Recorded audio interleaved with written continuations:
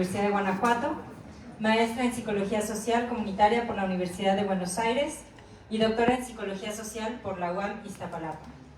Es docente de la Universidad de Guanajuato y Universidad Iberoamericana León.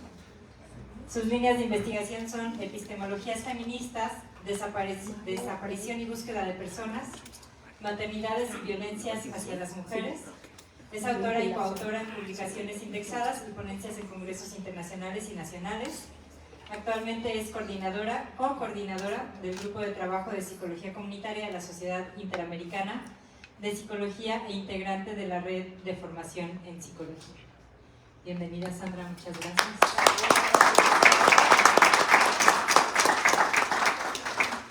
Luego aquí a mi derecha tenemos a Arturo García Pons. Él es licenciado en Comunicación en la Universidad Iberoamericana León. Estudió cine en el Centre d'Estudis Cinematogràfics, está mal escrito aquí, perdón, de Cataluña. Estudió la maestría en Diseño Fotográfico en la Universidad Iberoamericana León.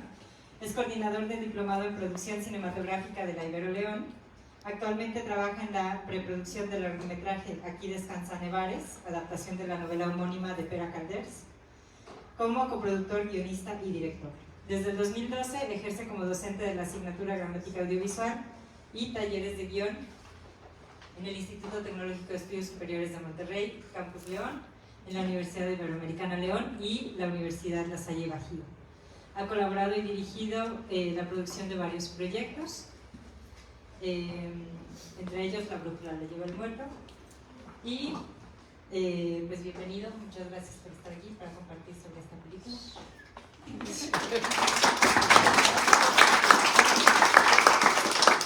Y nos acompaña también aquí al centro de nuestros invitados, Luis Adrián Ruiz Duarte. Luis es licenciado en Comunicación y maestro en Comunicación Estratégica por la Universidad Iberoamericana León. Es fundador de Abrazo Grupal, uno de los principales proyectos en redes sociales sobre la diversidad en Latinoamérica, y autor de Resistencias Queer. Ha colaborado con empresas como Netflix, Tinder, Meta y The Trevor Project, capacitando en temas de diversidad e inclusión. Es docente universitario en Ibero León y ha sido reconocido con premios como Digitel, de Grupo Expansión 2023, los premios por la no discriminación de CUPRED 2025 y los 100 líderes LGBTIQ+, más influyentes de México 2024, por Meet Sloan Management Review. Bienvenido, Luis, muchas gracias por acompañarnos. También es docente de radio, de redacción universitaria, etc. Entonces, bueno, a mí me da mucho gusto que tengamos a estas tres personas en este conversatorio, que además fue iniciativa de ellos mismos, ¿no? Como pueden ver, sus perfiles pues, son muy adecuados para abordar las distintas aristas que puede tener la película Emilia Pérez. Sandra, por ejemplo, tiene mucho trabajo con las personas que buscan a sus desaparecidas y desaparecidos, además de temas de feminismo y violencia. Luis es un especialista en el tema de diversidad sexual y Arturo Pons pues, es un especialista en cine, ¿no? Y los tres temas pues, están involucrados en la película que nos trae por acá. Bueno, este conversatorio lo llamamos Historias en conflicto entre la industria, la audiencia y el algoritmo, el caso Emilia Pérez. Y tengo que empezar por preguntarles, levanten la mano por favor, quienes ya vieron la película Emilia Pérez. Ok, son los menos. Muy bien. ¿Alguien que levanten la mano si alguien no sabe de qué se trata la película Emilia Pérez? ¿Ok? Un poquitos. Levanten la mano si alguien no ha visto cosas en redes sociales y en los medios sobre Emilia Pérez. Muy poquitos. Ok. Bueno, entonces iremos dando introducciones muy breves, ¿no? A la película, a lo que ha ocurrido alrededor de la película. Pero bueno, no sé si alguien se quiere aventar rápidamente la sinopsis de qué se trata la película. Sí. Bueno, buenos días. Primero que nada, también pues este es un pretexto para estar sentado aquí al lado de estas personalidades. ¿no? Rápidamente, Emilia Pérez es la sinopsis sería la protagonista es una abogada, digamos, no muy exitosa, que es contratada por un narcotraficante mexicano muy poderoso, pero que vive en un rancho. Bueno, en fin. Vive en un tráiler, ¿no? Es un narcotraficante muy poderoso y ella es contratada por Manitas del Monte, se llama este narcotraficante, y la contrata para una cosa no sé, muy poco particular, que es para que le consiga un médico y le haga una transición a mujer, ¿sí? Este narcotraficante parece ser que quiere transicionar por voluntad hormonal, digamos, ¿no? No solamente por una necesidad de esconderse, ¿sí? O de cambiar de identidad, ¿sí? Como el Señor de los Cielos, en paz descanse, porque él también iba a transicionar, pero no en una mujer, iba a transicionar en otra persona. No sé si saben la historia del Señor de los Cielos. O sea, él se murió en el quirófano cuando le iban a hacer una transformación para... En fin, el chiste es que Manitas contrata a Rita y, perfecto, transiciona, pero pasa algo muy curioso, y es que finge su muerte, Manitas. La única persona que sabe, se supone, que Manitas ya no es Manitas y ahora es Emilia Pérez, es Rita, la abogada. ¿Y qué sucede? Pues que la esposa y los hijos de Manitas pues piensan que él ya murió, o sea, abandona a su familia, es un padre abandonador. Y entonces, poco tiempo después, unos años después, Rita se vuelve a encontrar con Emilia Pérez, porque ahora Emilia Pérez ahora sí quiere ver a su familia, después de 2 años de haberlos abandonado, 4 años, con mucho dinero, los reubica en Suiza. Vivir en Suiza es muy caro, es uno de los países junto con Noruega, es de lo más caro que hay, y entonces los reubica ahí y de repente dice, no, ya no quiero que vivan en Suiza, ahora quiero que se regresen a México. Todos nos regresamos a México, a las Lomas, o a Polanco, Polanco es la otra, sí, luego se mudan a Polanco, y que vivan conmigo, y voy a decir que soy su tía. Y entonces, ya viviendo todos juntos, con una comuna ahí medio extraña, la esposa de Emilia, que no es que empieza ahí la confusión, Jessie, dice, ok, tú eres la tía de los niños, muy bien, pero Jessie pues siente impulsos amorosos por otro narcotraficante, ¿sí? Hasta le duele, entonces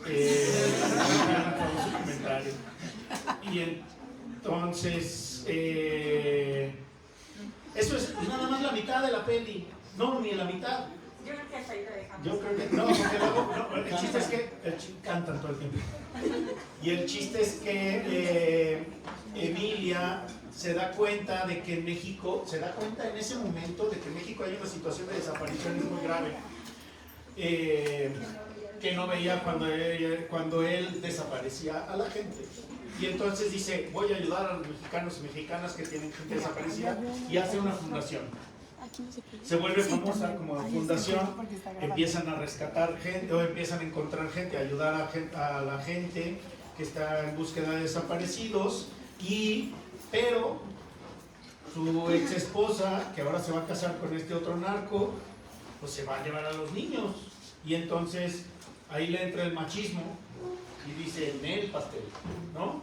Y spoiler alert, al final todos se mueren, menos Rita.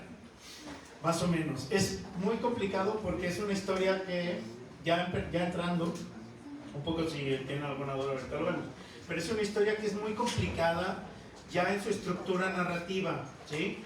Quienes llevaron narrativa o storytelling ¿Ya te sigues?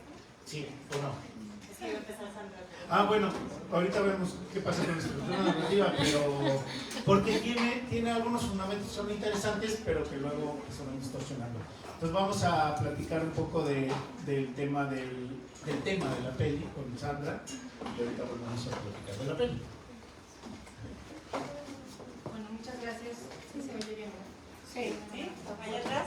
Gracias por estar acá. Es una de esas oportunidades en las que el chismecito de pasillo se convierte en otra cosa, entonces estoy muy contenta. Y pues para pasar rápido a lo que nos tiene acá, compartirles que bueno, voy a hablar de la película y voy a hablar de varias cosas que pasan allí, así que si alguien no quiere spoilers, pues sí. No sé, los oídos. En realidad es una de esas películas que no me importa mucho, creo. Bueno, algunas de las cosas que yo quisiera compartirles es lo que tiene que ver con esto que a mí se ha llamado exotismo, ¿no? Que es como folclorización, que es cuando a partir de una mirada de algo que es diferente se construye una cosa estereotipada vinculada a lo primitivo, lo salvaje, ¿no? Como eso que es generalmente inferior, ¿no? Ese es como un elemento muy importante en esto del exotismo, y ahí les puse un cuadro de Paul Gauguin que primero fue muy famoso con estas pinturas sobre la Polinesia, hasta que se empezó a cuestionar su conducta sexual porque ejercía violencia hacia muchas de las mujeres que aparecen como modelos en sus cuadros. Entonces, si ustedes ven esa imagen, el rostro que denota una especie de sumisión, ¿no? Pero también colores muy brillantes que pues tienen este carácter así muy exótico, y por eso yo le puse ahí de Paul Gauguin a Jacques Audiard, que es el director de la película, y de la Polinesia a México, ¿no? Porque las primeras imágenes de la película muestran una especie de lagunilla saturada, pero que tampoco tiene mucho sentido, la melodía esta del fierro viejo, ¿no? Y como es una caracterización que desde mi punto de vista destaca o exalta estos elementos entre comillas exóticos que sirven al final para perpetuar o para instalar una mirada de superioridad hacia eso otro, hacia esa otra cultura, que en este caso, en el caso de Gauguin es la Polinesia, y en el caso de la película pues es nuestro país, ¿no? Entonces, quería destacar esto del exotismo porque he escuchado y he visto en algunos comentarios de redes que el director no sabía sobre México, ¿no? Que no estudió, que no investigó, y la verdad yo lo que considero es que eso no es un asunto de ignorancia, sino es poner en marcha un plan que desde lo absurdo construye esta mirada de lo otro, de la otredad, que es una mirada de superioridad, ¿no? Que me parece que no tiene que ver con el desconocimiento, porque uno puede desconocer sobre algo y tener una mirada analítica, curiosa, incluso la curiosidad, ¿no? Pero esta no es una mirada desde ese lugar, es una mirada que al poner como absurda muchos de los elementos que son folclorizados, muchos elementos de nuestra cultura, pues al ponerlo como absurdo permite esta superioridad, ¿no? Y otro elemento que quiero compartirles es este de la representación de las víctimas que hay en la película.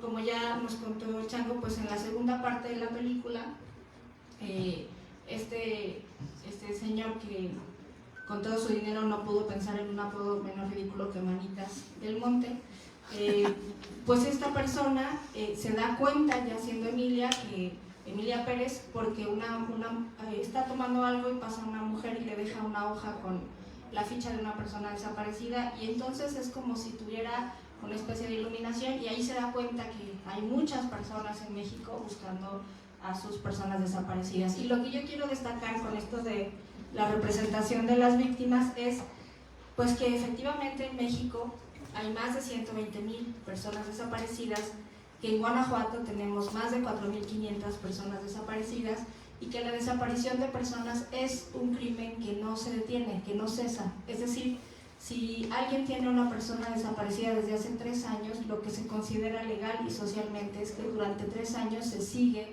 perpetrando este crimen, porque crimen es desde que se desaparece a la persona y mientras no se le encuentra, porque el Estado no hace lo que se requiere para encontrarla. Entonces digo esto porque, por supuesto, todos los crímenes son terribles. Ser víctima de cualquier crimen o de cualquier situación es siempre algo trágico, pero en particular la desaparición de personas pues es, como les decía, algo que se considera que se sigue perpetrando el tiempo que la persona esté desaparecida. Y frente a eso, una de las cosas que han surgido no solo en México, antes también en Colombia y antes en El Salvador, han surgido grupos principalmente de mujeres que se organizan frente a ese vacío del Estado, frente a esa omisión, o podríamos decir frente a esa violencia burocrática que significa no buscar, negligentemente no buscar, que es el caso de nuestro Estado, de nuestro país.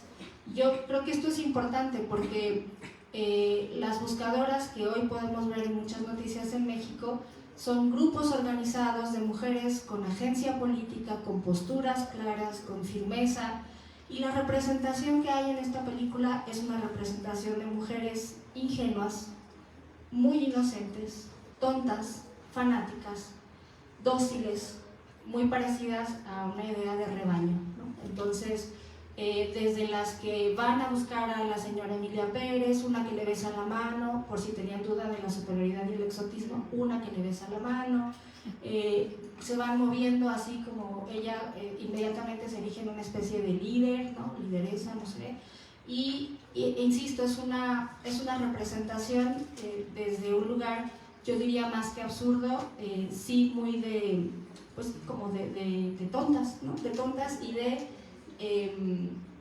más que la sumisión como de dejarse llevar, ¿no? Cuando en contraste los estudios sociales, las diferentes aproximaciones a las buscadoras pues justamente están destacando lo que implica organizarse, y aquí quiero hablar específicamente de Guanajuato, qué significa juntarte con un grupo de personas para buscar a tus familiares en un contexto que sigue inmerso en la violencia. Guanajuato es el estado más letal para buscar a las personas desaparecidas. Tenemos 6 buscadores que están confirmados que fueron asesinados, otros que los datos no fueron, o sea que no se hizo una denuncia, pero confirmados son 6, y una buscadora desaparecida, Lorenza Cano, hace más de un año. Entonces digo esto porque en ese contexto salir a buscar es una situación totalmente opuesta a la imagen que muestra que pues es una imagen, no sé si la palabra está bien dicha, ominosa, ¿no? O sea, como que ofende, pero que ofende de manera exacerbada, pues, ¿no?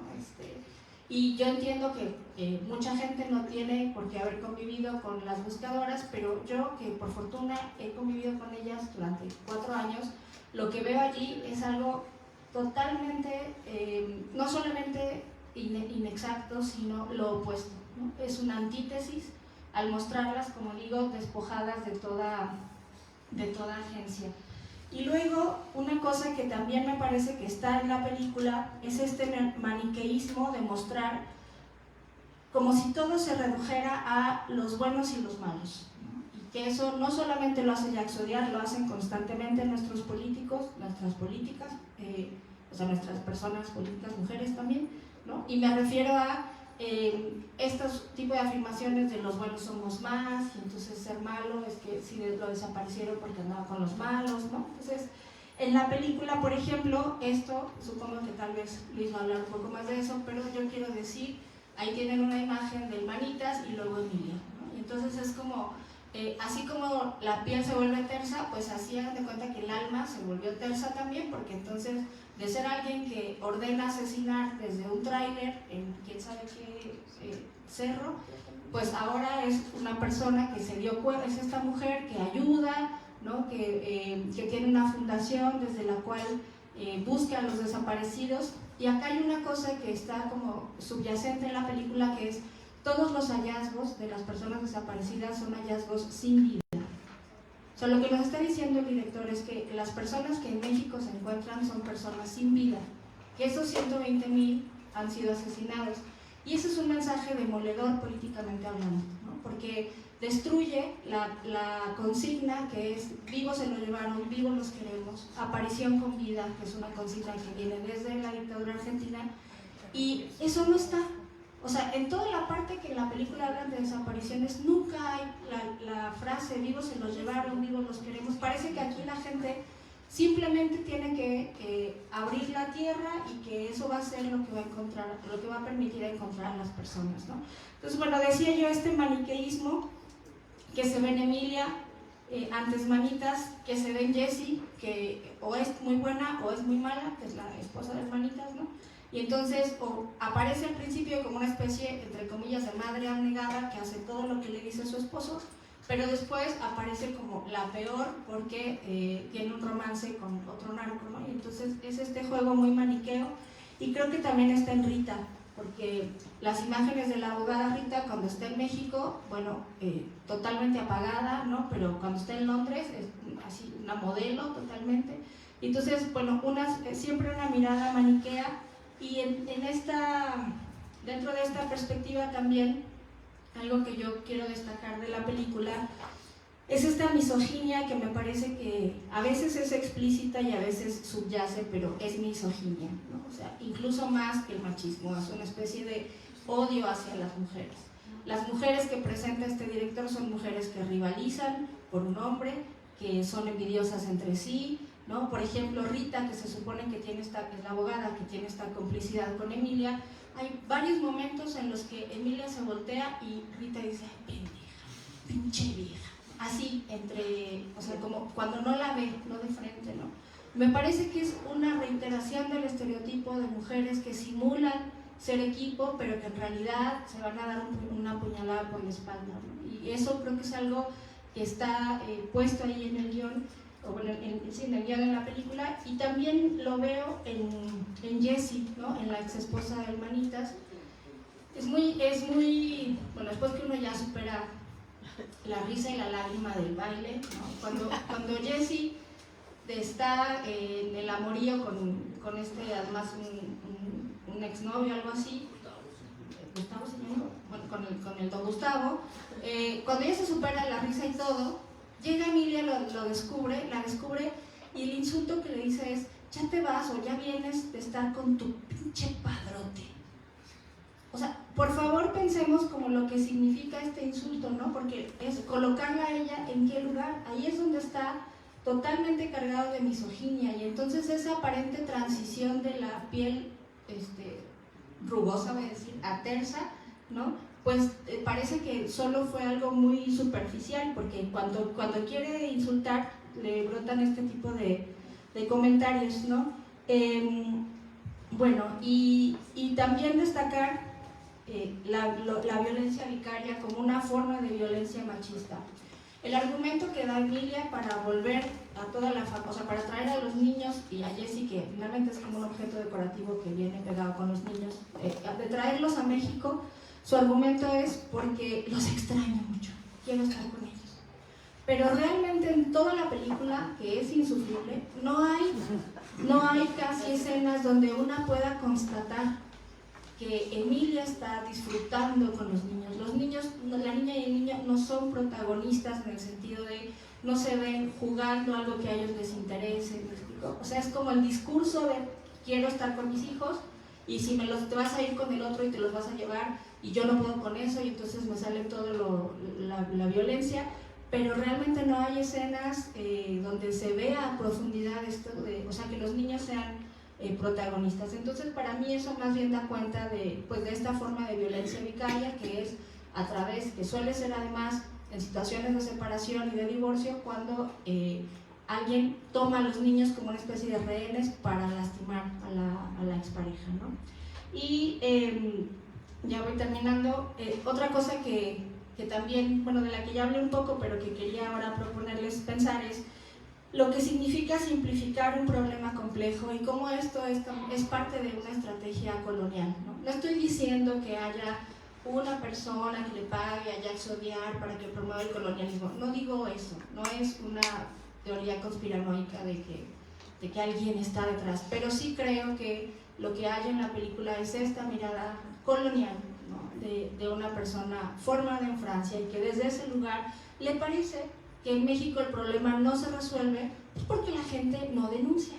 Entonces, como en su película, en una cena van cantando y gritándole, tú que eres secretario de no sé qué, pero fuiste corrupto, tú que eres tal, como si eso fuera la única llave que va a resolver el problema de la violencia, ¿no? Entonces, creo que en esta simplificación de lo complejo, pues en realidad también hay un mensaje como de pues están así porque no hacen nada, ¿no?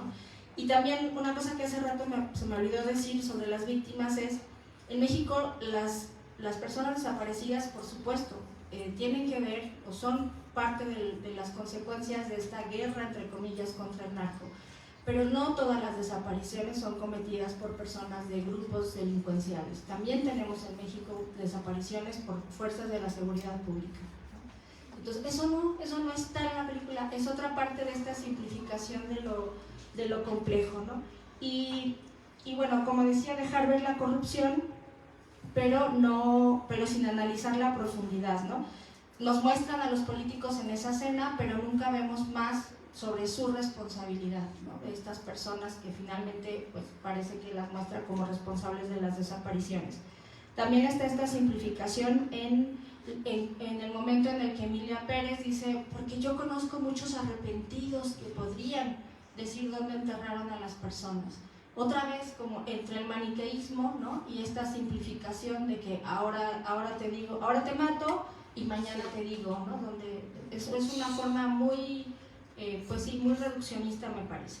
Entonces, bueno, ya para pasarles el micrófono aquí a los colegas, pues decir que a pesar de la urgencia de esta tragedia que vivimos en México, de esta crisis de desaparición de personas, crisis forense también, por supuesto es necesario hablar de esto, es necesario también hablarlo desde las películas de ficción, pero no hacer estas cosas, ¿no? Porque caemos en un extractivismo del dolor y en una caricaturización que yo creo que sí es pues, lacerante, sobre todo para quienes están efectivamente buscando a sus personas desaparecidas, ¿no? Sí hay que hablar del tema, pero creo que es muy importante tener una clara posición política, sobre todo a favor del derecho a ser buscado, del derecho de toda persona a ser buscado y del derecho de toda persona a buscar, ¿no? Y eso no está en esta película. Y decirles pues que, como decían las doñas cuando hicieron su huelga de hambre en la catedral, lo que se pide es aparición con vida y castigo a las personas culpables, porque vivas y vivos se los llevaron, y vivas y vivos los queremos. Muchas gracias.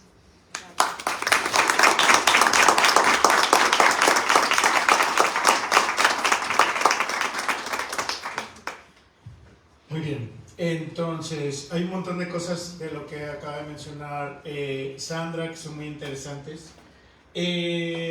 Yo primero compartiría un poco a dónde me remitió en principio Emilia Pérez, y es que en 1928 en Alemania se estrenó la ópera de los 2 centavos. La ópera de los 2 centavos es una ópera escrita por Bertolt Brecht, que es quizás el dramaturgo más importante del siglo XX. Ahorita les voy a decir por qué se considera tan importante. Y él se juntó con Kurzweil, que es uno de los compositores de ópera contemporánea también más importantes del siglo XX. Que entre otras obras, por ejemplo, hay una ópera que me gusta mucho que se llama Mahagoni, que es muy interesante. Pero entre los dos hicieron la ópera de los 2 centavos. La ópera de los 2 centavos trata rápidamente, el personaje principal es Miki Navajas. ¿Les suena Miki Navajas? Manitas del monte, ¿no? Miki Navajas se casa con Polly. Polly es, Miki Navajas, pues con ese apodo, pues es un sicario, ¿sí? Él se roba a Polly, su novia, que es hija de Pichum. Pichum es el gran capo de Londres, ¿sí?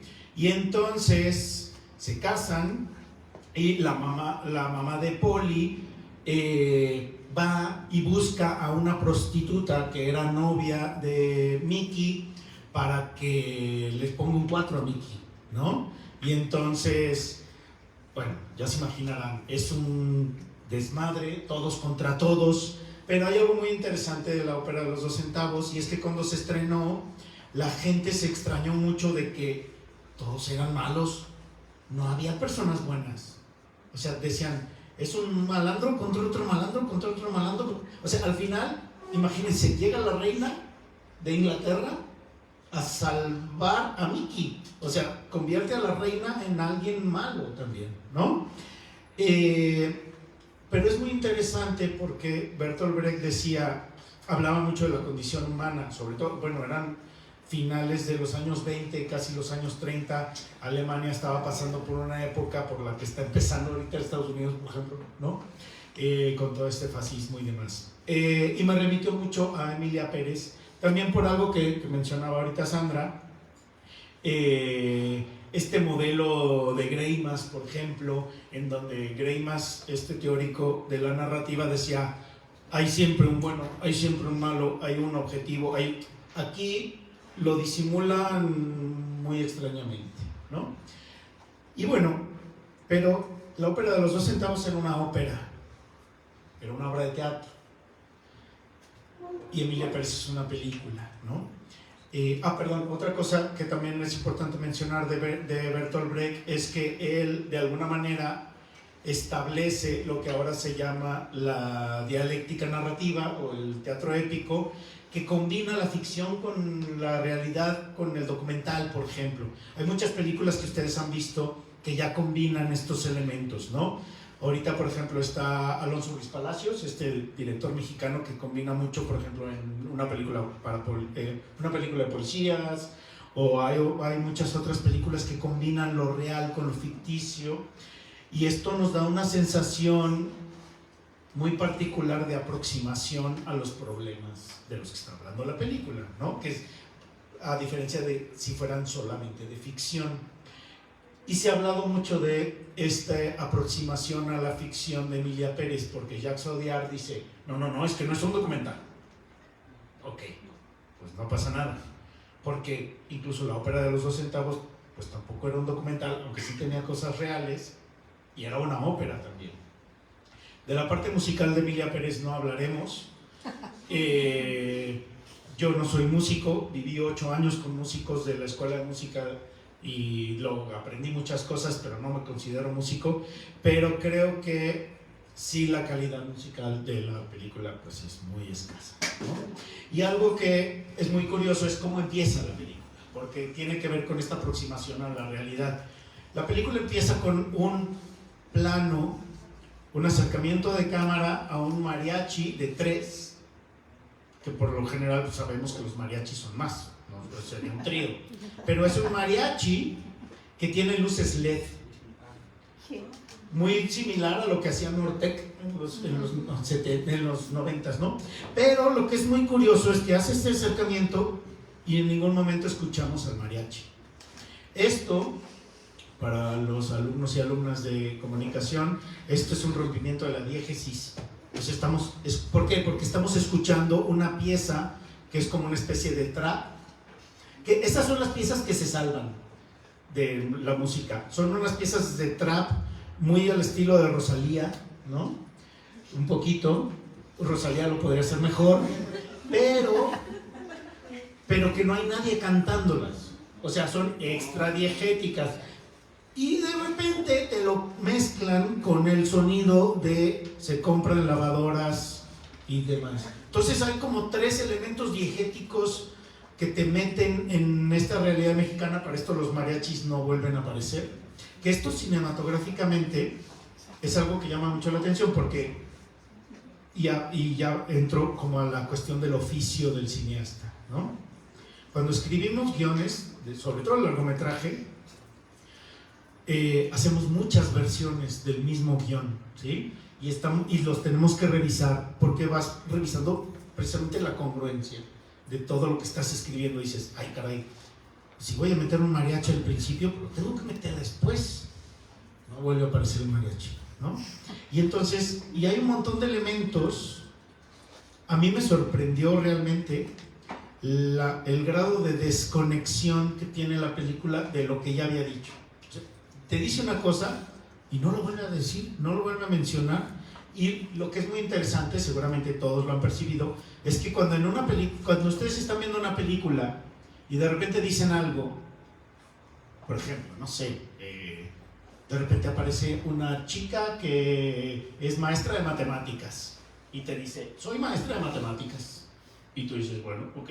Y ya quizás se te había olvidado, pero una hora después resulta que le van a revelar un secreto muy importante sobre su vida y se lo revelan a partir de una ecuación matemática. Entonces dices, eso es brillante, ¿no? Acá. Entonces, ¿dónde está el mariachi? ¿Dónde está lo que ya había cantado? Todo está completamente desconexo. Entonces, me da la impresión de que es un guión muy perezoso, de que se les iban ocurriendo cosas y al final no supieron que... Claro, si yo llego a conocer en algo, no conozco a Jacques Audiard, pero si lo llegara a conocer tampoco se lo voy a preguntar. Pero sí me gustaría conocer quizás a un guionista de la peli para preguntarle, ¿cuántas? ¿Es solo él? Pues sí se nota, sí se nota. Porque por lo que hacemos los guionistas es compartir muchas veces los guiones. Los guionistas somos personas muy inseguras. Yo no conozco a un guionista que esté seguro de sí mismo. Quizás tendría que conocer a Jacques Audiard. Porque hasta el mismo Alejandro González Iñárritu, Birdman se escribió por 4 personas y es su mejor guión. Entonces,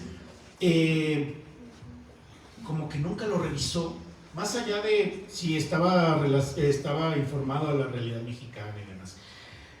Y entrando ya a lo cinematográfico, ¿qué es lo cinematográfico? ¿Qué es lo que consideramos lo cinematográfico? Pues lo que vemos. O sea, es la cinematografía viene de kinos y de grafos, la escritura del movimiento, la escritura, o sea, el lenguaje de lo que vemos que se mueve.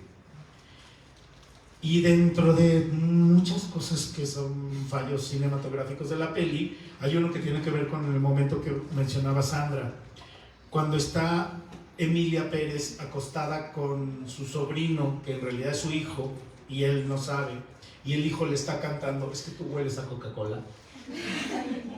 Que tengo que confesar una cosa, yo, y más bien lo voy a presumir, yo llevo desde diciembre sin beber un solo refresco, solo he tomado agua, porque estoy jodido los riñones. Bueno, pero algo que me gusta mucho es oler la Coca-Cola.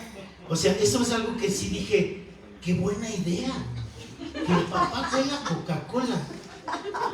Pero el problema es que, y el niño canta toda una canción de cómo él extraña a su papá y todo, y tú hueles a mi papá, y en ningún momento vemos al niño. Estamos todo el tiempo, la cámara está viendo a Emilia Pérez viendo al hijo. Pero, o sea, son de esas veces que quieres ver por la pantalla, dices, ojalá fuera en 3D porque no estoy viendo al niño, ¿no?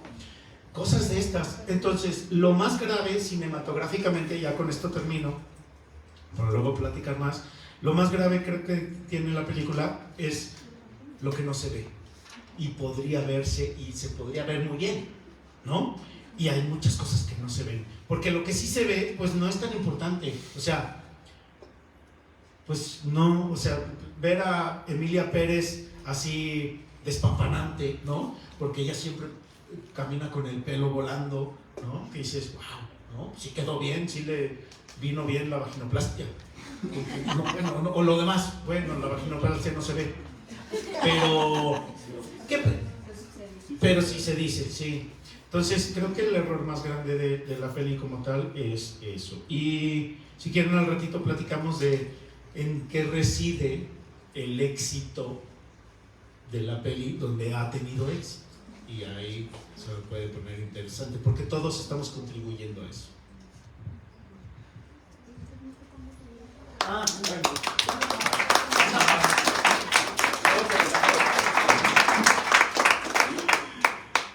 Justo quiero retomar, quiero retomar lo que decías de por qué tuvo tanto éxito. A mí me invitaron a hablar de diversidad, pero quiero mencionar algunas otras cosas también. Yo creo que la película es la película perfecta para la era de Trump. Primero, por una mirada llena de racismo y prejuicios que creo que justifica lo que Trump cree de México, ¿no? O sea, si tú ves la película dices, no, pues este güey tiene razón. O sea, es una bola de gente que se mata entre sí y poco más. Y una experiencia trans totalmente superficial y desligada de un proceso interno de cualquier forma. Y por otro lado, una élite liberal que se siente muy culpable de lo que está pasando en su país y quiere premiar lo que sea que huela a diversidad. Y entonces les presentas una película de narcos trans mexicanos y dicen, pues hay que premiar esto, ¿no? O sea, este es el vehículo perfecto para expiar mis culpas, ¿no?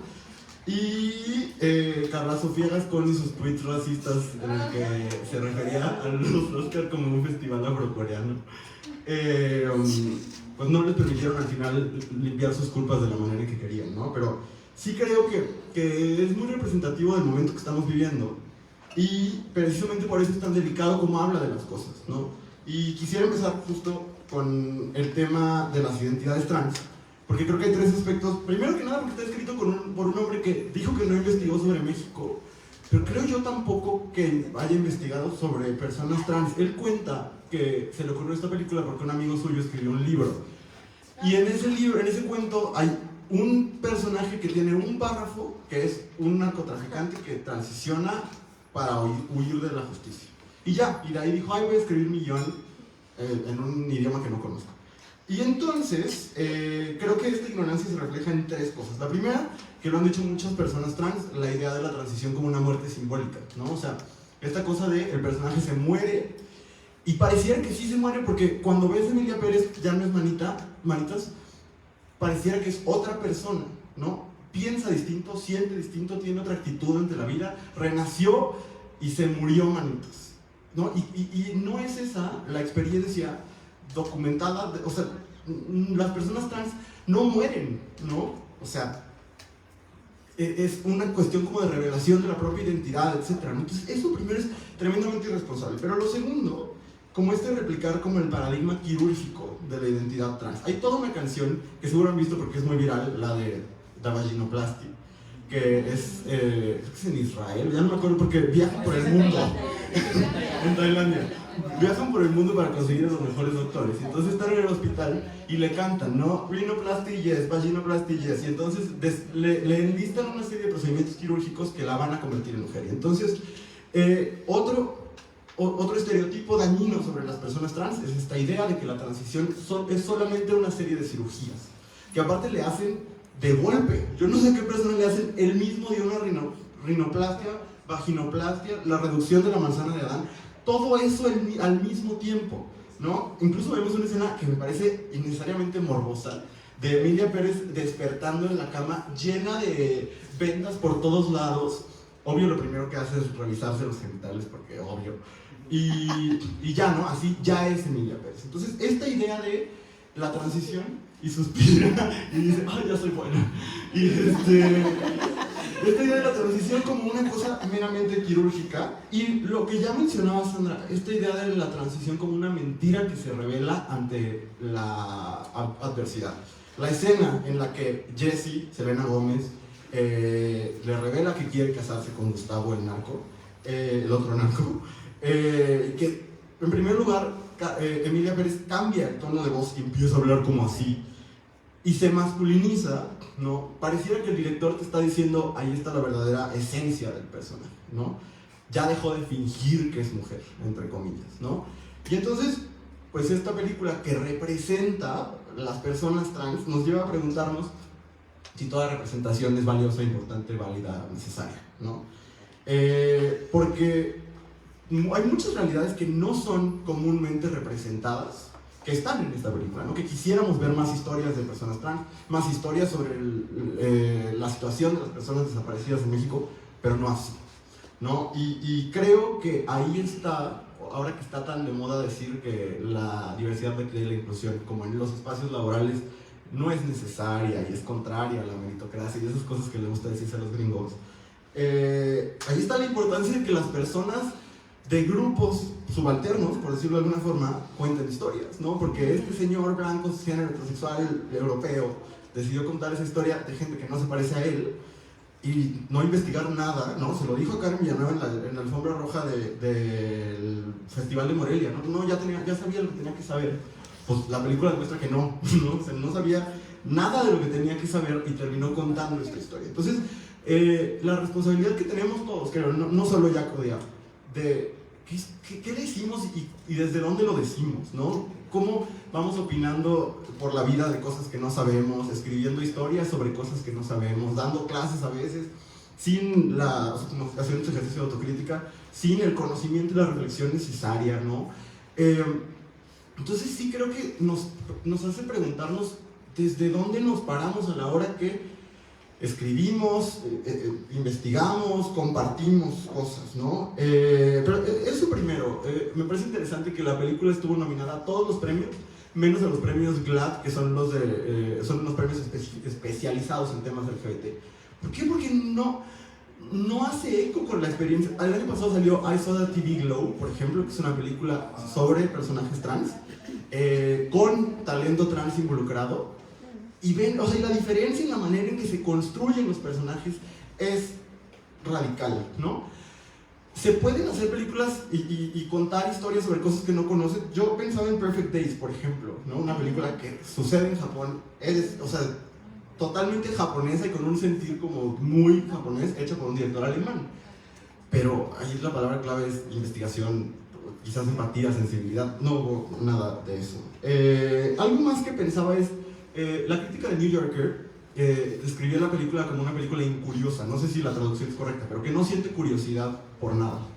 Y totalmente, o sea, la película no siente curiosidad porque siente Emilia, por ejemplo, en ningún momento. Hay una canción donde Emilia según expresa lo que siente, y aquí tengo, no se las voy a cantar, podría hacerlo mejor que Carla Sofía Gascón, sin duda, pero a ver si encuentro por aquí la línea, pero es algo así como medio ella, medio él, aquí está. Medio él, medio ella, medio papá, medio tía, medio rica, medio pobre, medio jefe, medio reina, medio aquí, medio allá, medio muerto, medio viva, medio adentro, medio fuera, todo, nada. Eso y los clips de Plaza Sésamo de los antónimos son igual de profundos. Y termina diciendo, ¿quién soy? No lo sé. Y el que no sabe quién es su personaje, pues es odiar, que está contando una historia de una mujer trans que yo no sé si ustedes llegaron a la misma conclusión que yo, pero yo acabé la película y no sé si ella genuinamente quería transicionar o solo huir de la justicia. O sea, en algún momento, cuando le revela a Zoe Saldaña que tiene 2 años, creo, tomando hormonas, y que le enseña su pecho, y que aparte Zoe Saldaña hace como si no hubiera visto boobies nunca en su vida, pues asumimos que a lo mejor sí quería transicionar. Pero fuera de eso no hay un solo ápice de por qué Emilia... Jesse es el personaje más tonto de la historia del cine. O sea, Jesse, el niño por lo menos dice, ay, hueles como mi papá. E incluso le dice, me gusta tu olor, no me gusta el perfume que te pones, porque ya no hueles como mi papá. Pero Jesse nunca se da cuenta que está con su marido. Es un sinsentido que enoja, como muchos otros de la película, ¿no? En esta misma falta de curiosidad está que no se preocuparon por cómo se habla en México. La película, yo investigué por todos lados, nadie sabe cómo la tradujeron, porque Odiar no solo no sabe español, tampoco sabe inglés. Entonces no sabe ninguno de los 2 idiomas que se hablan en esa película. Y escribió el guión y no hay un crédito de traductor. A mí me lleva a pensar en ChatGPT. O sea, genuinamente no puedo pensar de otra forma en que ese guión esté traducido. Y no sería, perdón, Google Translator, creo. Porque hay otros traductores, ya aviso, DeepL, por ejemplo, incluso ya el mismo Google Translator ya pero el chiste es que quizás cuando la tradujo él, el algoritmo no estaba tan bien. No, y nos lleva a joyas como, en una parte Zoe Saldaña se refiere a su cuerpo como mis pompis mantecosas. ¿Quién dice eso? O sea, es que nunca he hablado con una persona en México, ¿no? Y eso es irresponsable. Por ejemplo, se refieren al departamento de seguridad, no, así no se llaman, o sea, no entienden. En el tianguis hay una señal de no estacionarse, porque alguien se iba a estacionar a medio tianguis. Luego van a comer quesadillas y hay un bote de tajín en el centro. ¿Quién le pone tajín a las quesadillas? Está Zoe Saldaña preparando un caso súper serio donde va a defender a un feminicida y saca su MacBook Air en la barbacoa. No sé en qué puesto de barbacoa hay wifi. O sea, genuinamente es una cosa de... No se paró en México, no supo cómo se habla, cómo se vive, y me parece terrible. ya lo mencionó Sandra también, pero esta idea, volviendo al tema de la diversidad, esta idea de que la gente se vuelve buena cuando se vuelve mujer, ¿no? O sea, pero no solo eso. El personaje de Manitas del Monte es muy claramente más moreno que Emilia Pérez. O sea, sufre un proceso de blanqueamiento, no sé si estuvo incluido en las 1000 cirugías que le hicieron, pero se vuelve buena cuando se vuelve mujer y se vuelve mujer blanca, que aparte tiene acento español, es de Monterrey, y la escena más chafa es cuando dicen, bueno, sí soy de Veracruz, pero nací en República Dominicana, y yo sí soy de Monterrey, pero he viajado tanto que pues ya no tengo acento, y así te justifican que una habla como española, la otra como dominicana, y Selena Gómez como Stitch, ¿no? Entonces, Los reyes primero cambian la CUT que su acento. exacto, aparte era un narco regio, ¿sabes? O sea, bueno, entonces todo eso sucede con la película. Y entonces, para hablar de diversidad al final de mi aportación, me gustaría hablar de qué pasó entonces con Carla Sofía Gascón, ¿no? Porque Carla Sofía Gascón estaba apuntada, a lo mejor Demi Moore de todas maneras le iba a ganar, pero iba como en una trayectoria clara para ser la primera mujer trans en ganar el Oscar a Mejor Actriz. De hecho, sí, su historia, fue la primera mujer trans en ganar el premio Mejor Actriz en Cannes, sí, ¿no? En Cannes, cuando ganaron las 4 y empataron y demás. Que Greta Gerwig era la presidenta del jurado, rompió mi corazón. ¿Qué pasó? Pues surgen estos tweets en los que ella dice cosas racistas de las personas musulmanas, de George Floyd, el hombre negro que fue asesinado por la policía en Estados Unidos, de su propia coestrella Selena Gómez, de todo el mundo, ¿no? Ella como que diario despertaba y agarraba un papelito y decía, ¿quién insulto hoy? Y entonces todo el mundo dice, ah, sí es cierto, ella es problemática, ¿no? Cuando desde México, desde las poblaciones trans, desde los movimientos feministas, desde muchos espacios, tenían meses diciendo, esto es problemático, el personaje es problemático, la actriz es problemática, el director es problemático. Y esas voces no pesaron para nada, solo pesó. O sea, ella les fue muy útil cuando podían colgarse una medallita de mira qué incluyentes somos, y les fue un estorbo cuando ya no pudo ser una medallita, cuando ya estaba a cancelación, por decirlo de alguna forma, ¿no?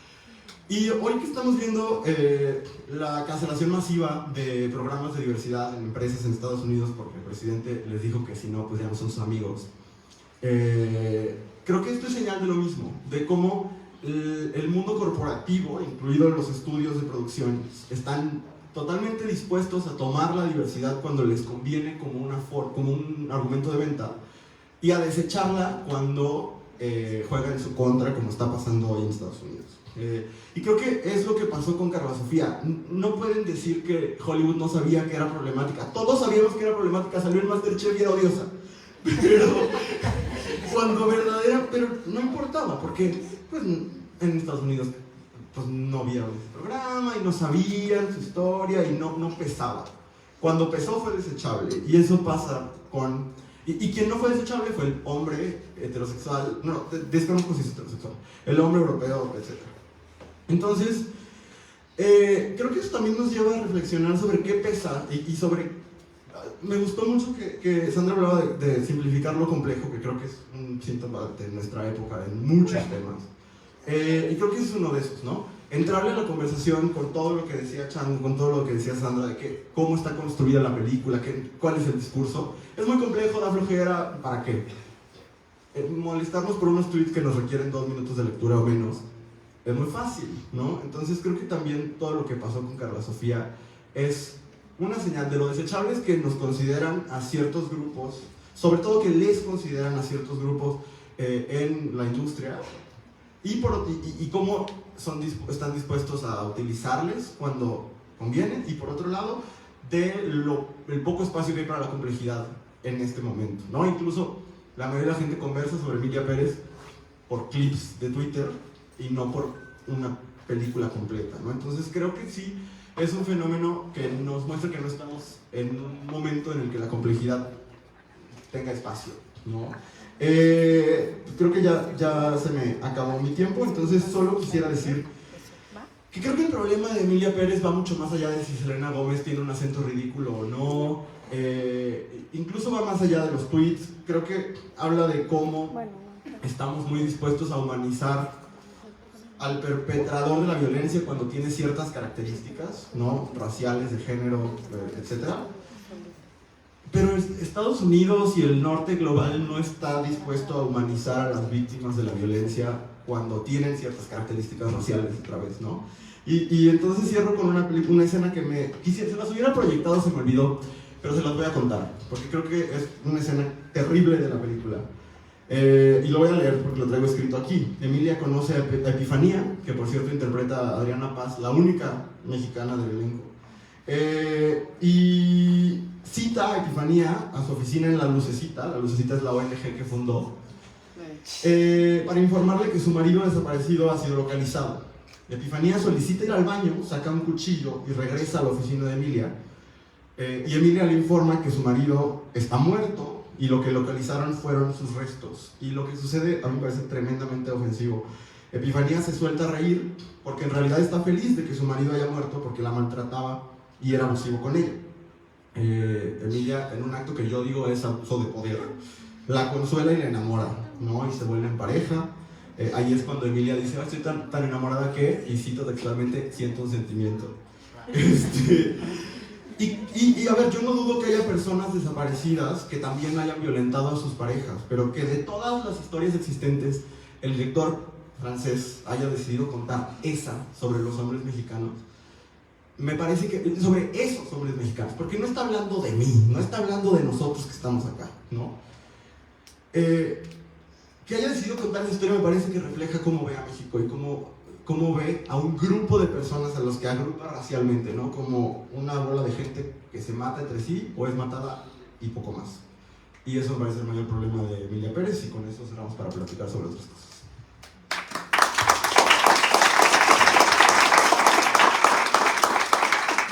Pues muchas gracias a los tres por sus participaciones. Yo quisiera compartir que cuando Luis empezó a platicarnos su participación, decía: a mí me invitaron a hablar de diversidad, pero quiero hablar de otras cosas. Yo creo que cuando me dijeron: oye, tenemos ganas de hacer un conversatorio así, Emilia Pérez era otro fenómeno al que soy, ¿no? Entonces llegamos acá como diciendo, bueno, teníamos una idea original de lo que íbamos a hablar de Emilia Pérez, y esa idea original yo creo que para los tres se fue moviendo, ¿no? Conforme fueron aconteciendo las cosas, sobre todo en medios y en redes, que es uno de los campos que estaba abordando Luis, ¿no? Y seguramente seguirá, ¿no? O sea, este fin de semana es la entrega de los Óscares y hay mucha expectativa porque Emilia, que no iba, bueno, Carla Sofía, que no iba a ir, siempre se iba a ir, etcétera, ¿no? Y seguirá, y nosotros somos quienes le seguimos dando cuerda, ¿no? Entonces, bueno, los temas que tiene este fenómeno pues son vastos, son bastantes, y como decían Sandra y Luis, son muy complejos, ¿no? Y estamos seguros y seguras de que ustedes tendrán muchas preguntas, o muchos comentarios, o muchas observaciones que quisieran también compartir y que puedan ser respondidos por nuestros invitados. Entonces, por acá nos van a apoyar. Muchas gracias. Beto, adelante. Bueno, pues buen día. Yo primero que nada agradecer el espacio y la oportunidad de poder compartir. Yo vi la película y nada más quiero compartir un elemento que me parece importante, más como desde el análisis, el pequeñísimo y burdo análisis que puedo hacer de la realidad. Yo quiero compartir que creo que hay una manipulación muy profunda también desde el punto de vista espiritual en la película. Y lo voy a tratar de ser ordenado porque tiendo a desordenarme, a ver si puedo. Una manipulación espiritual y una trivialización y banalización de la esperanza. Y para mí el punto focal de eso es la ONG que se llama La Lucecita. Yo tengo poquita experiencia, muy poquita, y poquito como conocimiento de análisis de la historia de nuestro país. Y yo he escuchado y he participado y me he involucrado poquito en muchos espacios donde la lucecita es realmente una lucecita, ¿no? Entonces, ahí es donde yo creo que hay un elemento de manipulación espiritual muy profunda y pues de una afrenta, ¿no? A mí sí me pueden decir conspiranoico, pero yo creo que no tiene nada de ingenuo el director, ni nada de ingenuo a la película. cuando había una persecución a la comandancia de los zapatistas, no sé si se acuerden, no recuerdo el año, salió un libro que se llamaba La genial impostura, curiosamente de personas francesas. Y ahora que estamos viendo todo este movimiento global de Trump y todas estas cosas, pues sería muy ingenuo pensar que alguien tiene un imaginario ignorante del país o de Latinoamérica o del mundo. Entonces yo pienso que las derechas pues están en Francia, en Alemania, en Latinoamérica, en España, en muchos lados, ¿no? Entonces no me parece algo, digamos, ingenuo, más bien es bastante consciente y es un ataque frontal a las verdaderas luchas. Porque, bueno, una de las luchas es una lucecita, fue en el 94, ¿no? Cuando surgió el Ejército Zapatista de Liberación Nacional, que yo sí considero que ahí surgió una lucecita y que después, en marzo, ¿no? Bueno, ya, perdón que voy a ser intrusivo, ya me corregirán. En marzo de 2018 empezó la lucha en Chiapas, hubo un encuentro de las mujeres que luchan, y yo creo que ahí tomó otro carácter la lucecita. Bueno, ya no me meto más porque eso no me toca, pero creo que ahí está la manipulación, porque yo sí creo que existe, o sea, sí se puede construir la paz, pero la paz pasa por respetar también a las personas que no están dispuestas a perdonar. Si nosotros queremos forzar, obligar, instruir, ¿cómo se dice esto? Adoctrinar a quienes no quieren perdonar, pues no sabemos qué es construir la paz, porque pasa por el derecho de esas personas a decir, no, yo no perdono y yo no olvido, porque en el fondo de eso hay un reclamo, y el reclamo es, esta no es la justicia que queremos, y la película trivializa todo eso, lo trivializa, lo banaliza, lo convierte en algo absurdo, ridículo. Digo, yo no tengo tantos elementos estructurales para, y ni la elocuencia que han tenido las personas que lo han compartido acá, pero sí quería decir eso. Es decir, hay una experiencia muy grande en las personas que saben mover a las masas, y mi invitación sería hacer críticos, aunque sea poquitito, así burdamente, torpemente, como siento que estoy diciendo ahorita, pues, pero que no nos dejemos de eso, ¿no? Entonces, averiguar cuáles son realmente las lucecitas que hay, no solo en nuestro país, sino en Latinoamérica y en el mundo, porque justo eso es lo que están tratando de combatir, ¿no? Entonces, y también la lucecita de las personas creyentes. Entonces, me parece que ese es el trancazo que quieren dar fuertemente, ¿no? Y todo lo más es distractor, me parece a mí, ¿no? Bueno, eso es lo que quería compartir, ya, para no quitar el tiempo, pero bueno. Y que sí creo en el perdón, sí creo en la reconciliación, pero no a costa del dolor y de subsumir el dolor y el sufrimiento de la gente. Eso no es perdón, eso no es reconciliación. Bien.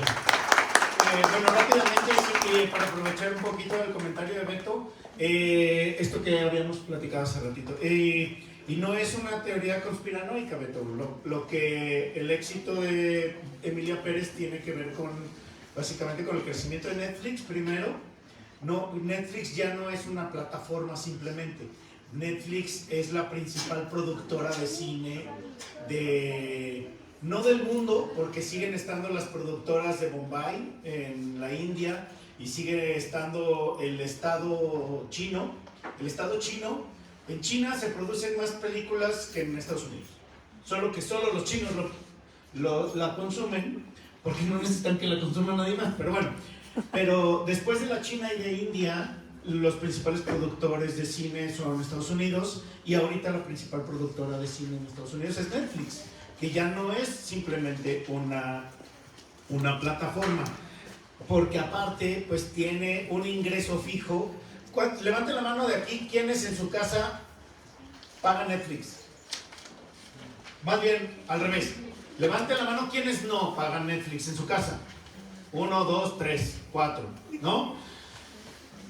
Multipliquen en su fraccionamiento, o sea, hay casas, yo conozco gente que viven en situaciones quizás no tan favorables, que hay dos cosas para las que sí tienen, para las caguamas el fin de semana y para el Netflix. ¿Sí? El Netflix se paga ya en todos lados. Entonces, tiene que ver un poco con esto que decía un poco Beto más que nada es el corporativismo. O sea, Netflix,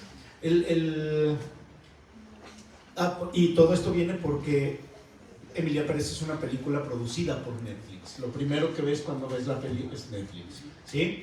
Y tiene que ver un poco pues con esta imposición, evidentemente. Por eso Emilia Pérez se hizo, final. O sea, para tener una posición o un producto que a Netflix le está saliendo súper redituable. Porque, aunque dicen que es una película que tuvo pérdidas y todo, en Netflix nada tiene pérdidas. Porque ya está pagado todo desde antes, ¿sí? Como el juego del calamar, todo. O sea, todo lo que tú ves en Netflix ya está pagado desde antes con tu mensualidad. ¿Sí? Lo que es muy interesante también, que esto ya me voy a salir un poquito, es cómo todo esto empezó. Yo conseguí la película desde hace muchos meses, la tenía ahí pendiente por su presencia en Cannes. Y es muy curioso que todo empezó por un comentario de Eugenio Derbez. ¿Quién sabe si Eugenio Derbez no hubiera comentado eso en el programa de esta Gaby? ¿Quién sabe qué hubiera pasado? Quizás no nos sentiríamos tan indignados, quizás no nos hubiera importado la película, pero el hecho de que Eugenio Derbez hubiera criticado una cosa que es súper superficial de la película y que no importa, que es el acento de esta chica, de Selena Gómez, y de cómo se convirtió pues en la bruja, ¿no? Emilia Pérez es la bruja que todos queremos quemar, aunque tú no seas creyente, o aunque tú no seas, ¿no? Y entonces empieza como esta euforia, que eso es a lo que yo quería llegar, la euforia de la cancelación en redes. ¿Cómo nos motiva a todos tirarle mierda a algo que ya está lleno de mierda, ¿no? Este linchamiento masivo digital, que eso es lo que a mí me parece más interesante del fenómeno de Emilia Pérez, más allá de todo, y de cómo nos sentimos de alguna manera que podemos hacer algo, daño, ¿no? A partir de los medios digitales, y que evidentemente esto también tiene que ver con lo que decías ahorita, Beto. ¿Cuál es el espíritu que nos mueve a tirar o a deshacer la carrera de alguien a manera de usando Twitter, ¿no? Por ejemplo, ¿no? Entonces, no sé. Acá hay otra. Ajá. ¿Se escucha? Sí. Yo quería, yo ahorita algo que se me quedó mucho fue lo de la elección de la música.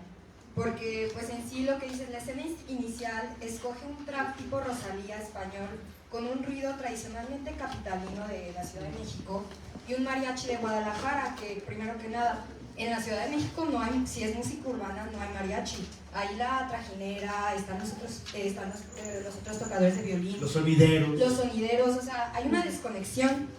Y pues esto simplifica los grupos étnicos que hablan español, dándoles generalidad. O sea, él asume de que, español, mariachi, y habla de México, pero por ejemplo, ahí podemos cuestionarnos qué tipo de música pone él en sus trabajos cinematográficos.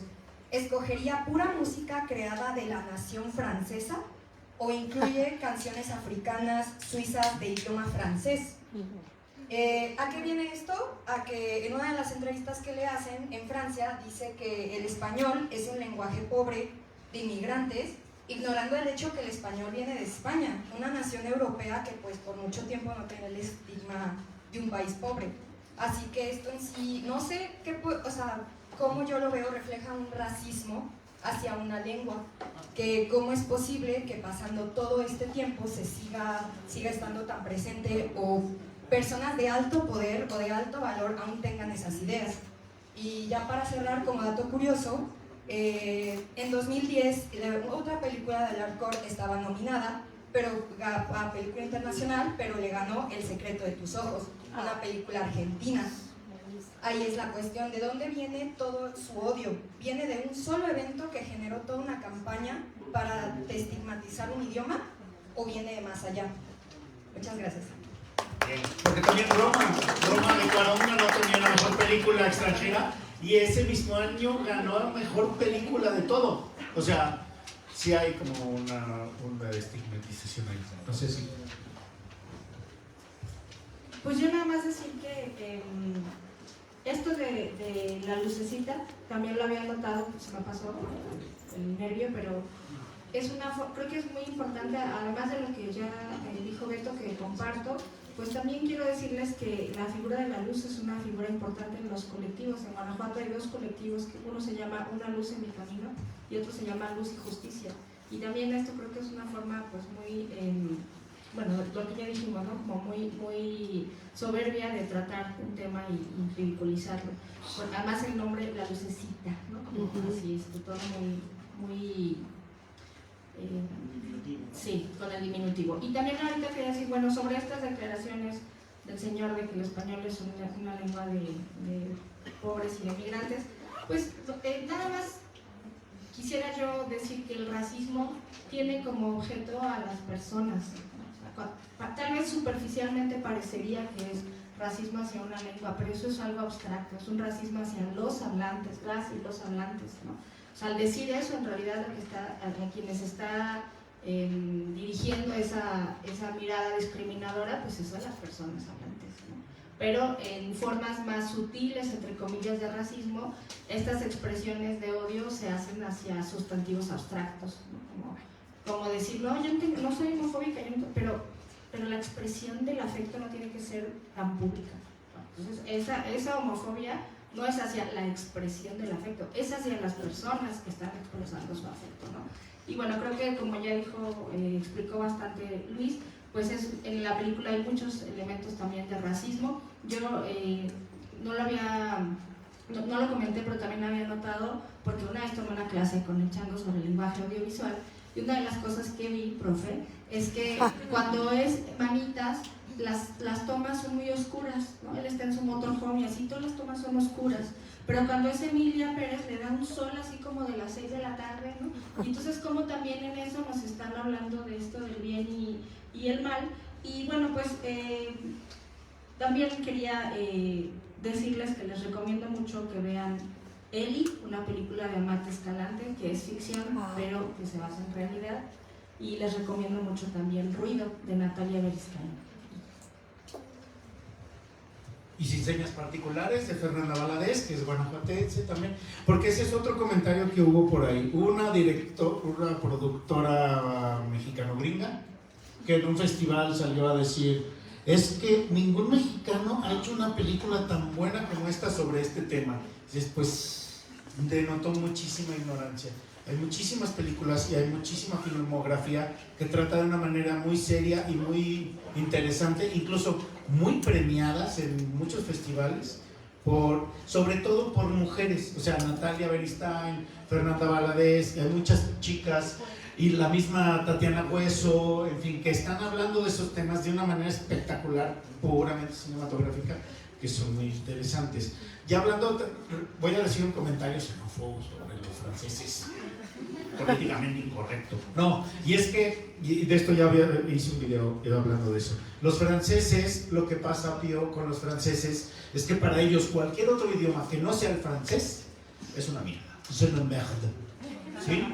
Pero incluso, por ejemplo, no sé si ustedes hayan escuchado el francés de los senegaleses. Por ejemplo, los senegaleses hablan un francés divino, musical, precioso, porque mucha gente tiene como esta idea de que el francés es un idioma muy bonito.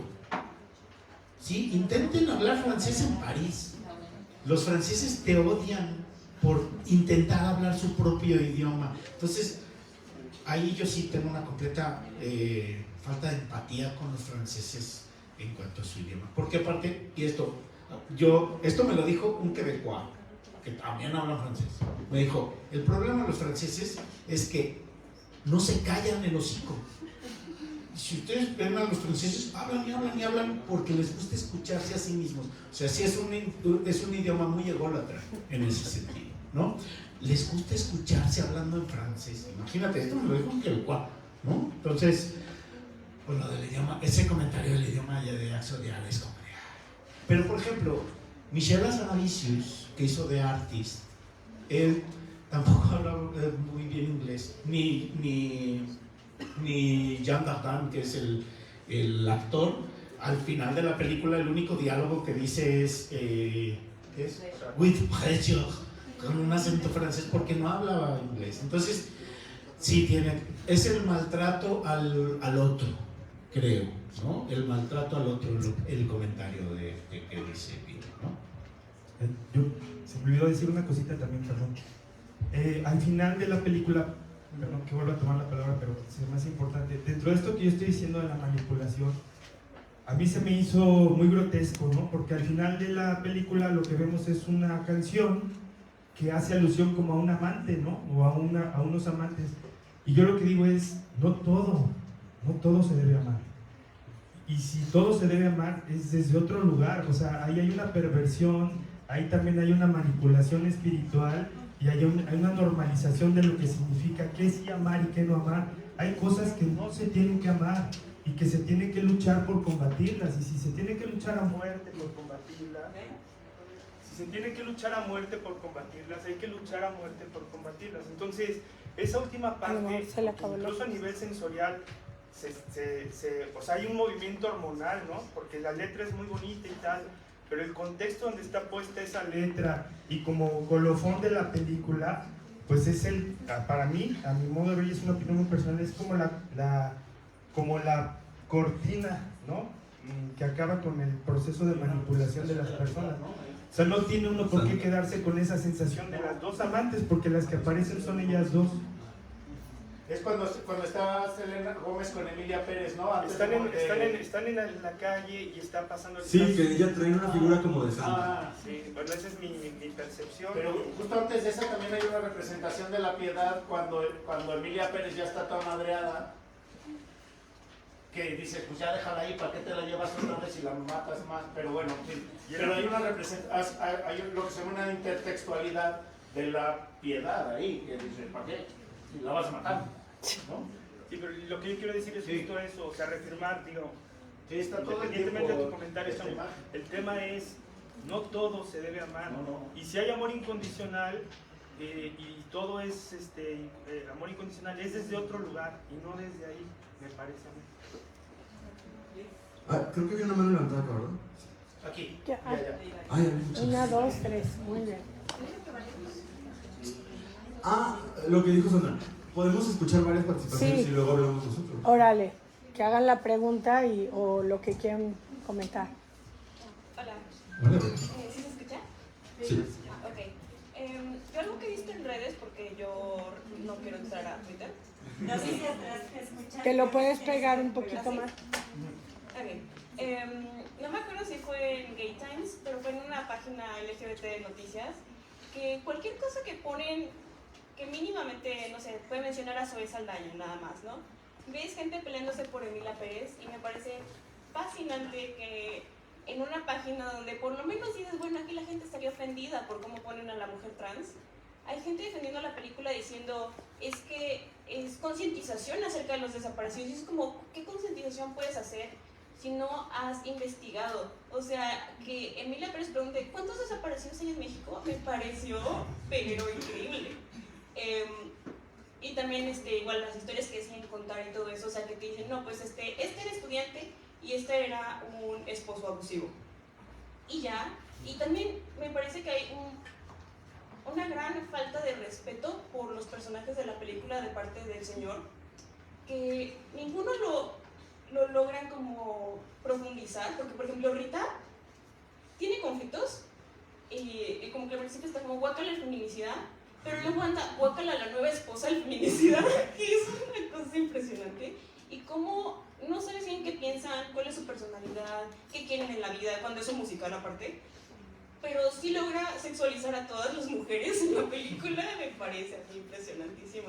Entonces, que esas cosas estén ahí tan visibles y que haya gente dentro de la comunidad LGBT, gente que dice, no, sí, el racismo es horrible, están diciendo, no, es que esta es una buena película, y es que esto es cine, y es que no sé qué, y así, cuando aparte ni siquiera es un buen musical, a mí me parece muy impresionante. O sea, ni siquiera estás viendo a esa persona rancia que dice, sí, los mexicanos son no sé qué o así. O sea, es gente que nada más quiere defender al señor Blanco. Increíble. Bueno, ya es esto, gracias.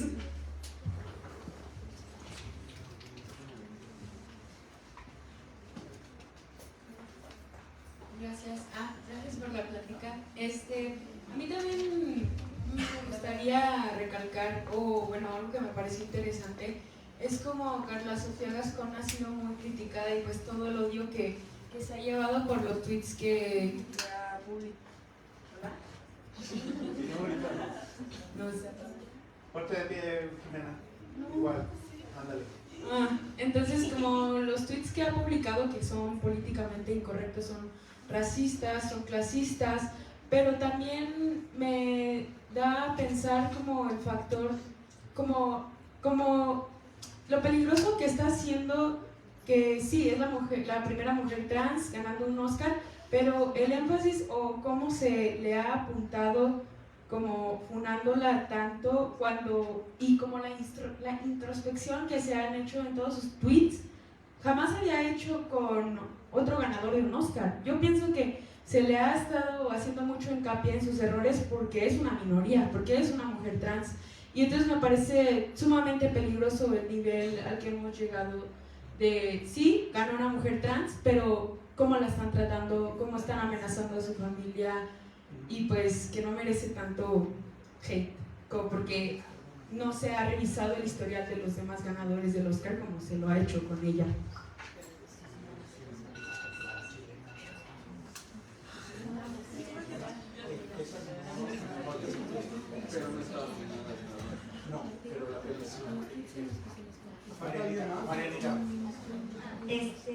Pues a mí una escena que me pareció así muy interesante fue de las últimas escenas en las que Emilia Pérez ya está muerta y está como toda esta gente que son de que mamás buscadoras, parientes, y están glorificando a Emilia Pérez. O sea, es como la están santificando, están haciendo como toda una celebración porque, Dios mío, o sea, regresó a todos los desaparecidos así como si nada. Entonces, a mí me pareció como una falta de respeto,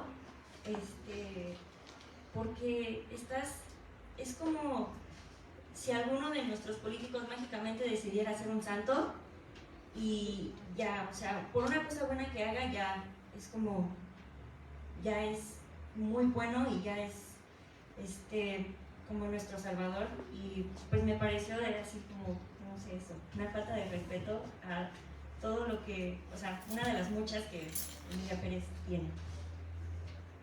Totalmente. ¿Puedo contestar? Voy a contestar las tres rapidísimo. Lo que decía Vera de por qué hay gente defendiendo la película de manera acrítica, incluso gente que no se identifique con los movimientos racistas. Esto puede, no sé, espero que sea correcto, pero yo culpo a los fandoms. Creo que mucho tiene que ver con fans de Selena Gómez queriendo defender, o sea, creo que la cultura del fandom es una cultura como de lo acrítico, y en ese sentido, si alguien a quien amo sale en una película, por más problemática que sea, voy a defender y voy a decir que es cine de arte y lo que sea, ¿sabes? Creo que por ahí va. Y me gustó mucho lo que decías de que no sabemos nada de los personajes a pesar de ser un musical, porque todo el sentido de los musicales es conocer la interioridad del personaje. O sea, voy a poner el ejemplo más burdo, ¿no? La Sirenita. O sea, tú sabes que Ariel quiere lo que Ariel quiere, porque en una canción se toma el tiempo de decir quiero estar afuera y etcétera, ¿no? Y por eso la Sirenita no quiere salir solo por un hombre, sino porque quiere salir del mundo. O sea, del mundo real. Y esto no te lo... Ya Codiar, lo más que te da es medio él, medio ella, medio tío, medio papá. Por otro lado, lo que decía Jimena me parece esencial, como el doble estándar con el que se mide a Carla Sofía, porque pienso en Casey Affleck, que ganó un Oscar ya teniendo acusaciones de violación, pienso en Woody Allen, que Woody Allen, y pienso en Roman Polanski, ¿no? Y son los tres casos que se me ocurrieron ahorita escuchándote, Ximena, pero hay muchos más de hombres, específicamente hombres blancos, ¿no? Incluso como, no solo el caso de Carla Sofía, sino como los Oscar no le pudieron perdonar a Will Smith que le dio una cachetada a otro señor, lo que sí le pudieron perdonar de nuevo a Casey Affleck, por ejemplo, ¿no? Y cómo medimos a los hombres blancos con un estándar totalmente distinto, ¿no? Eso creo que es fundamental, estoy totalmente de acuerdo contigo. Bueno, de nuevo, si vamos a hablar de declaraciones horribles, Jacques Audiard tiene un par de declaraciones racistas muy burdas y no pasó nada, ¿no? Entonces coincido. Y lo último nada más, pues la cuestión de la procesión final. A mí me da mucha risa cuando la gente dice que la película no justifica a Emilia Pérez, ¿no? Y no, dicen, es que no es una moraleja, no es una fábula donde al final dices, ok, esto aprendí y este es el mensaje. Al contrario, yo creo que la película peca de cursi en ese sentido, ¿no? Sí santifica al grado de tener a un grupo de personas que tú dices son mamás de desaparecidos, pues a lo mejor no sabemos, solo pasa esa escena de la nada, ¿no? Que están cargando una figura de Emilia Pérez como si fuera una santa, ¿no? Entonces, pues yo creo que la película efectivamente santifica a un narcotraficante, eso es lo que hace al final. Brevemente eso sería. Pues nada más aprovechar también para decir que justo esto es parte de esa estrategia también colonial, ¿no? Como una mirada hacia las otras culturas como fanáticos, como idólatras, no sé si ustedes, o sea, ya que están trayendo esta última secuencia, donde está como una especie efectivamente de santa, ¿no? Y como una procesión, pues creo que es justo esta forma de describir a lo ajeno y a esa otra edad como algo inferior, diciendo que pues se fanatizan, idolatran, ¿no? O sea, así pasaron del odio al amor, ¿no? Porque todo lo que ya estuvimos diciendo, pero creo que sí es desde una mirada muy colonizante, ¿no? Y que bueno, también creo que eso nos ayuda pues a pensar, yo estoy de acuerdo a pensar en el director, ¿no? Yo estoy de acuerdo con esto que decía la compañera y luego Luis, el doble o diferente estándar para medir las mismas acciones, pero también quiero agregar que creo que es importante no caer en esta simplificación, sino seguir apostando a lo crítico y a lo complejo, porque es verdad que hay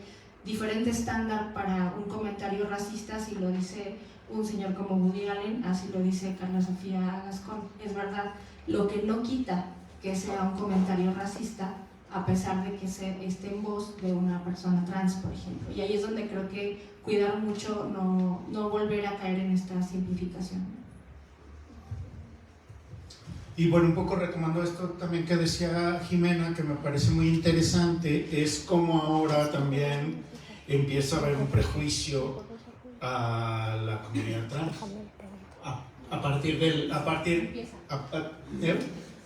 Se profundiza. Pero es que lo que es muy interesante es que, y aquí estoy dando un tema para el próximo video de Abrazo Grupal, es veamos cuál ha sido la participación de la comunidad trans en la historia del cine. O sea, tenemos desde Ed Wood, que era transvestido, pero que ya es trans, supongo que ya es trans.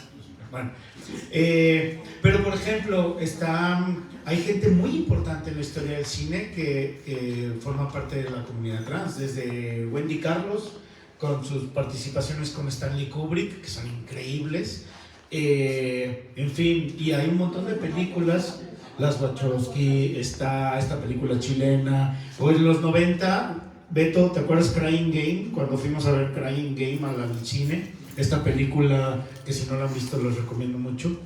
Entonces quizás también ver eso, o sea, ver lo valioso de lo que han realizado personas trans en el cine, que quizás no hayan llegado a ser nominadas a un Oscar, pero que han hecho cosas interesantes y muy importantes en la industria. No nos quedemos entonces con la imagen de una chica odiosa de Masterchef, ¿no? Entonces, eso creo que es muy importante de lo que estaba comentando Ximena. Ok, pues muchísimas gracias sobre todo a ustedes por su atención y su participación, sus comentarios, sus aportaciones. Y muchísimas gracias a ustedes que no sé si con toda voluntad o en contra de su voluntad se echaron la película para poder más de una vez, ¿no? Para poder compartir con este grupo de asistentes sus pareceres, sobre todo desde el conocimiento que ya tienen, ¿no? Tanto en el trabajo con los colectivos de desaparecidos y desaparecidas, el trabajo en temas de diversidad y el trabajo en el análisis de lo cinematográfico y narrativo, que justamente contribuye a tratar de ver un fenómeno tan viral como Emilia Pérez desde lo complejo y evitando esas simplificaciones, notando esos elementos que realmente hay que criticar, ¿no? Y no en el sentido de ser criticones, sino en el sentido de ser críticas y críticos. Y bueno, yo también pensaba cerrar como con estas recomendaciones de otras películas que ya salieron, ¿no? Pues para poder comparar, ¿no? A ver, la ficción sí es también entretenimiento, pero eso no quiere decir que tenga que ser colonialista, que tenga que ser racista, que tenga que ser, ¿no? O que se justifique que sea racista, que sea crítica, que sea simplista, que sea folclorista, que sea colonialista, etc., ¿no? Finalmente son cosas de nuestra cultura, que son fenómenos que acontecen en nuestra cultura, que responden a ciertas condiciones y que esas condiciones también hay que verlas, ¿no? Como lo que ya mencionaban de la época que estamos viviendo, lo que ocurre en Estados Unidos, lo que ocurre en otras partes del mundo, lo que ocurre en México. Y Emilia Pérez finalmente es solo el pretexto para que nos hayamos reunido aquí a hablar de todo esto. Muchísimas gracias.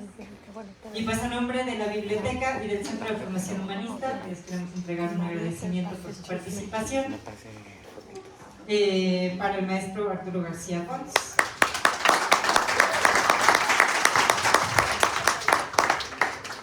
Quiero agradecer a mis productores. Para el maestro Luis Ruiz. Y para la doctora Sandra Estrada. Muchísimas gracias a la biblioteca que puso todo para que se pudiera llevar a cabo el conversatorio en este espacio, y al Centro de Formación Humanista que también gestionó que se realizara. Muchas gracias a ustedes por asistir.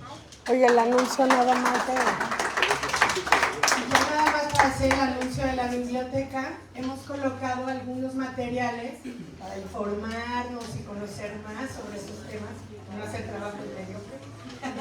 Ahí hay mucho material con mucha temática sobre esto que nuestros expertos hoy nos compartieron. Entonces igual si quieren echarle un ojo y proponer también, ¿no? Si saben de algún buen libro que no tengamos, también se aceptan ese tipo de sugerencias. Muchas gracias.